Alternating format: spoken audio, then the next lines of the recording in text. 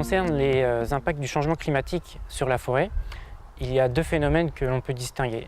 Le premier concerne les aléas climatiques, où le changement climatique va intensifier ces aléas climatiques. Il y a par exemple le changement du cycle de l'eau qui peut générer des précipitations beaucoup plus fortes, des précipitations localisées qui vont générer des inondations, des coulées de boue qui pourraient gêner la régénération de la forêt. Il y a aussi les sécheresses, donc l'augmentation des températures sur des périodes prolongées peuvent générer des stress hydriques et ainsi aussi perturber la croissance de la forêt.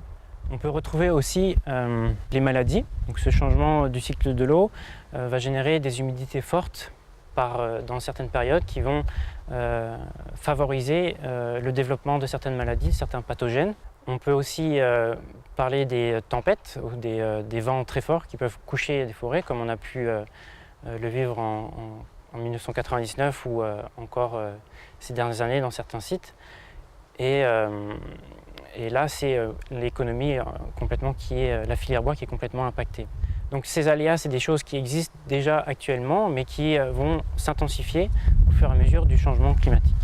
Le deuxième phénomène concerne un changement plus progressif, où là on retrouve le déplacement des essences, par exemple, où bien sûr chaque essence s'installe là où le climat lui correspond au mieux à ses besoins. Donc si le changement climatique amène un climat beaucoup plus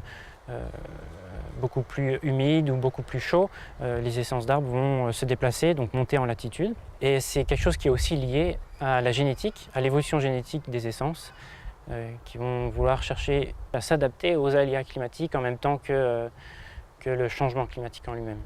Les professionnels de la gestion forestière connaissent très bien les temporalités de la forêt. L'échelle de vie d'une forêt est bien supérieure à l'échelle de vie d'un homme, mais ce changement climatique va apporter de nouveaux facteurs qui vont amener des complications dans cette gestion des temporalités de la forêt.